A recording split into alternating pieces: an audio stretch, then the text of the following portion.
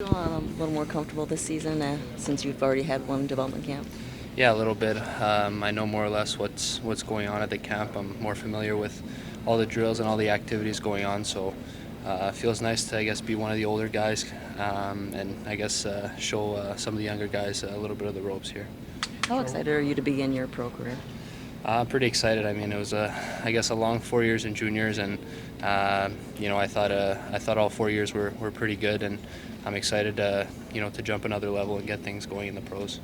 What do you think you improved most last season? I think just learning habits and getting better at the little things. I need to clean up in my game, playing more of the 200-foot game, and being more responsible in my defensive zone. I guess little things like that, which are going to translate well in the pros. Have you asked maybe somebody like Philip just how much it helps, even just a season in the AHL, for making the jump from juniors to pros?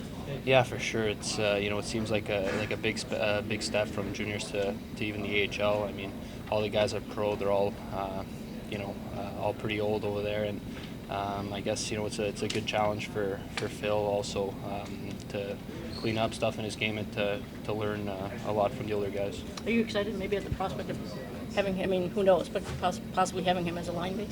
Yeah, for sure. It's always fun playing with those types of players.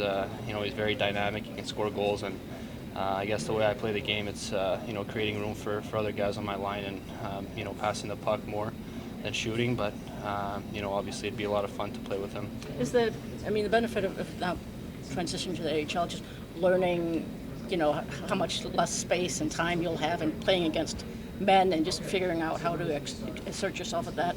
Yeah, it's one of the biggest challenges, obviously. Coming from juniors, it's managing how to create time and space on the ice for yourself, and how to make plays at a higher pace. So that's one thing I'm definitely going to have to work on this summer and get used to for next year.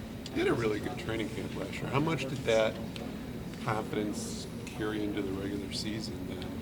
Well, obviously it gave me a lot of confidence. I saw that I was able to play with some of the older guys and guys who already turned pro, and I was able to keep up with them. So already there, it kind of gave me an idea where I'm at and how I can prepare myself for next year.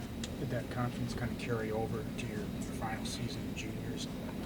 What did you take away from that year? Yeah, it did for sure. Practice habits, game habits, everything.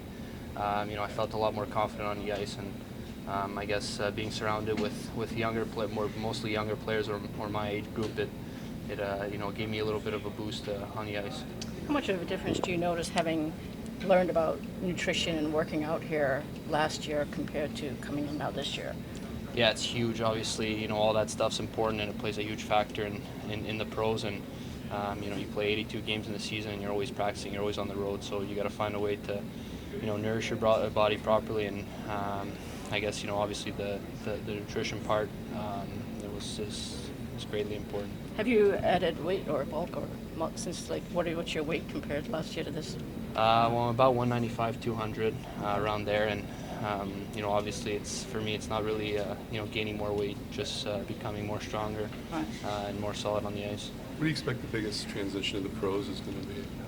Well, I think the time and space and the physicality. I think one-on-one battles are huge in the pros, and the guys are bigger, stronger, they're quicker. So got to be ready for that. And of course, like I said, the time and space is one of the biggest transitions from junior to pro. So you got to be able to make plays at a high place. Do you see an opportunity to play in the NHL this season for yourself?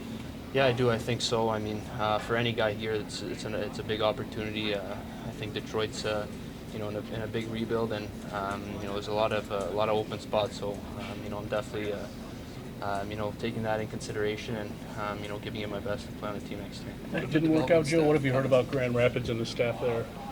Yeah, I mean, I've heard nothing but great things down in Grand Rapids. They develop their players well, and you can see that mostly all the NHL players on the wings came from GR, and they all turned out to be real good players. Have you had a chance to meet Steve Yzerman yet? Not yet. I mean, he spoke to us last night at the hotel, but I'd like to, I guess, have a one-on-one conversation with him. It'd be pretty cool. What did he tell you guys? Just told us, what more or less is going to be at the camp, and telling us that there's a lot of open spots, and it doesn't matter if you're a first-round pick or an invite. Everyone's battling for a position, and everyone's out here to to showcase something.